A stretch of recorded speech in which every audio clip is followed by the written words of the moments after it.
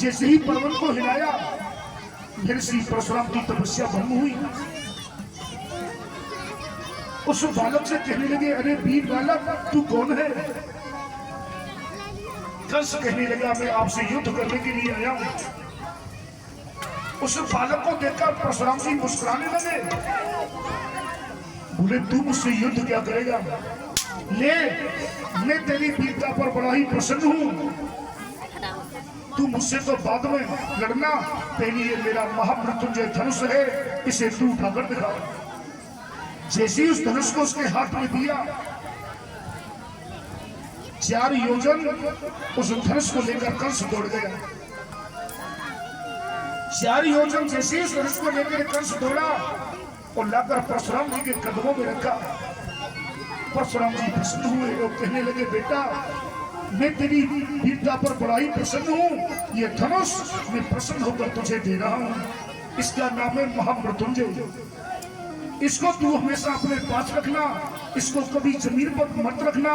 जिस दिन धरा पर इसको तू हमेशा के लिए रखेगा, जो से तोड़ेगा उसी के द्वारा तेरा पद हो जाएगा। बोलो गोविंद भगवान की जय। वहां से उस धनुष को लिया, पूतना को लिया, 4 योद्धाओं को लिया और देव ऋषि नारद के पास आ गए। देव ऋषि नारद के पास जैसे ही आया, फिर उसका मन बना कि अभी एक योद्धा और है, उससे भी मुझे परामर्श करना है। अब वो पूतना को देव ऋषि के पास छोड़ा, 4 योद्धाओं को देव ऋषि के पास छोड़ा, उस धनुष को लेकर अब तो मद में नरेश जरासंध की नगरी पहुंच गया। जैसे ही जरासंध की नगरी गया ना, तो जरासंध के पास था कोबलिया पीड़ हाथी।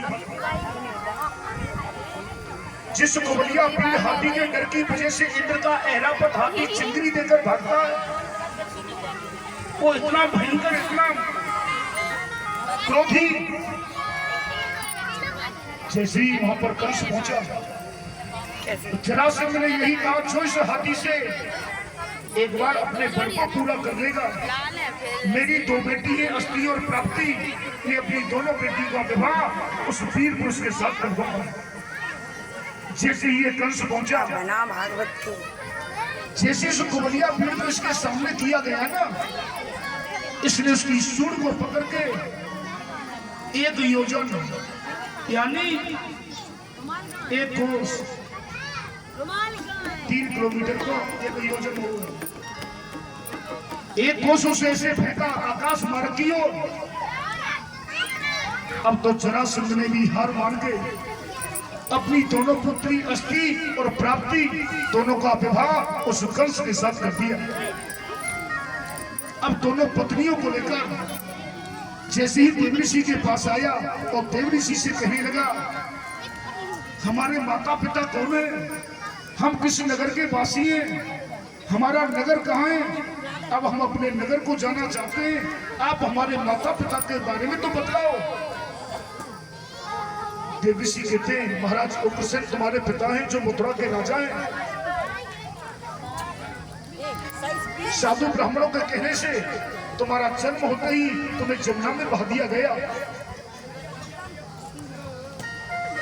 जाओ, जिन्होंने तुम्हें जमुना में बहाया है, जिनके कहने से पहले उनसे बदला लो और तुम मथुरा के लिए जाओ। सुखदेव जी कहते हैं, सबको लेकर जैसे ही मथुरा में आया ना, महाराज उग्रसेन को सबसे पहले कारागार में बंद किया, उनका राज मुकुट उतारा। जो भगवान विष्णु के उपासक थे, उनका राज्य मुकुट उतार कर उनके हाथों में हथकड़ी, पैरों में बेड़ी डालकर महाराज उग्रसेन को कारागार में डाल दिया। स्वयं दुष्ट मथुरा का राजा बन बैठा। राजा बनते ही मन में विचार करता है, मेरी चचेरी बहन देवकी विवाह योग्य है, क्यों नहीं इसका विवाह बड़े धूमधाम से कराया जाए, देश विदेशों में निमंत्रण पत्र भेजे जाए। अब तो अपनी बहन देवकी के लिए वर तलाश, वर देखने के लिए अनेकों मंत्रियों को दिशाओं में भेजने लगा। मंत्री खोजते खोजते, सेवक खोजते खोजते कहां पर पहुंच गए? सूरसेन महाराज के पुत्र प्रदेश्वर। जो प्रदेश्वर कोई दूर नहीं है, टावा के पीछे शमशाबाद, फतेहाबाद, प्रदेश्वर कोई दूर नहीं है आपसे। वो महान तीर्थ भी है। 108 भगवान शिव के मंदिर भी बने।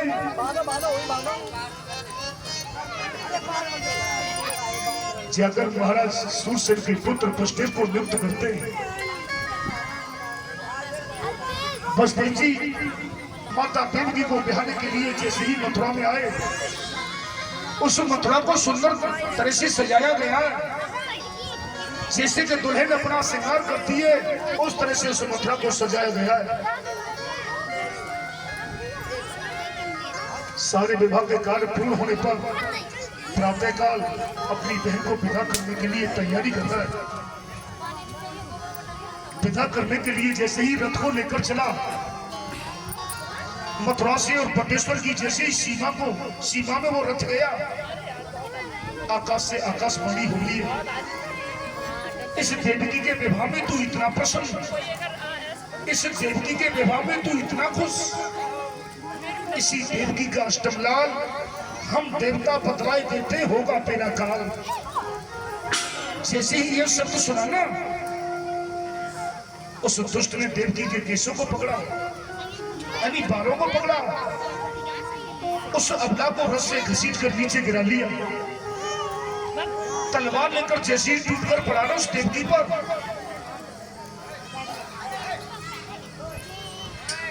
इन बालकों में शांत करो। कोई बात नहीं, विदा करने जा रहा था तो जैसे ही माता देवकी रस से नीचे गिरी ना,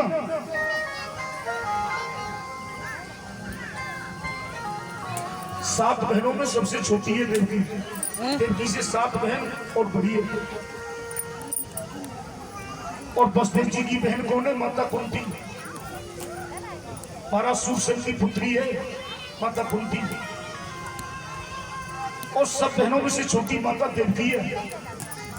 जैसे ही रस्सी उसे खींचकर गिराया, उसके बालों को एकदम से खींचा, बड़े बड़े चिल्ला रही है, भैया तू मुझे क्यों मार रहा है? एक तूने अपने हाथों से मेरा संहार किया है। भैया तू मेरे होठों की लाली को दे, मेरी सुमांग के सिंदूर को दे, अरे मेरे हाथों की इस लाली को दे, तू मेरे पावर के महावर को दे, तू मुझे निर्दोष को क्यों मार रहा है? हे भैया मैं गाय हूं, एक अबला हूं। आज अपनी मायके से मैं ससुराल जा रही हूं, तू ये हाल मेरे से क्यों कर रहा है? सुखदेव जी कहते हैं दुष्टों के दया नहीं होती, जब तो परमपिता परमात्मा का अवतार होता है।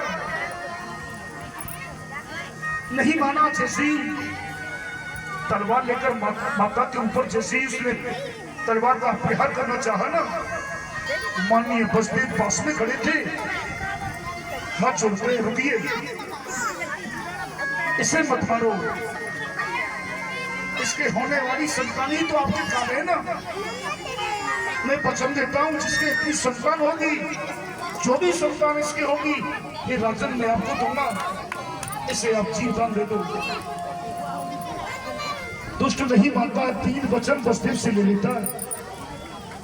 बसदेव 3 वचन देते हैं और कहते हैं हाँ, जितनी देवकी की संतान होगी मैं आपको दूंगा। तीसरा वचन जब तक देने को थे, देवताओं ने जोर जोर से शोर मचा दिया, देवताओं ने हल्ला कर दिया। कंस ने समझा बसदेव ने मुझे 3 वचन दे दिए, अगर 3 वचन दे देते तो भगवान श्री कृष्ण को उस कंस को देना नहीं होता।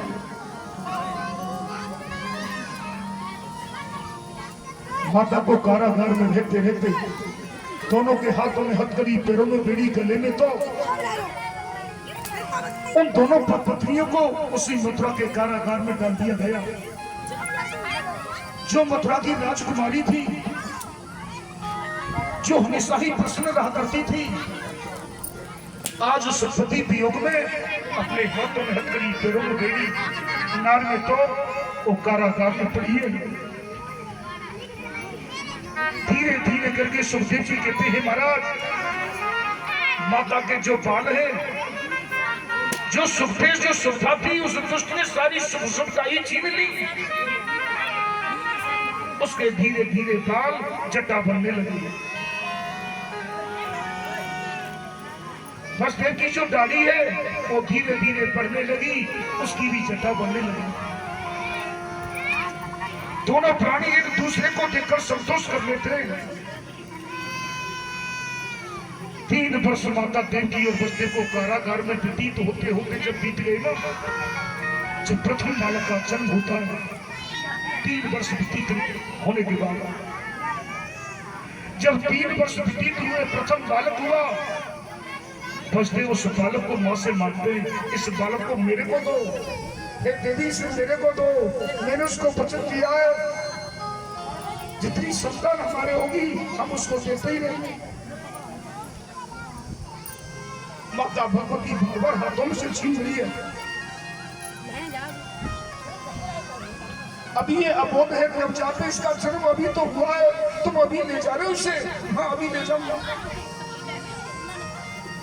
उस बालक को, नवजात को वसुदेव जैसे ही दरबार में पहुंचे, उसका नार भी नहीं कटा। ये बालक है लो, जैसे जैसे कहा ये बालक है लो, हे राजन ये लो।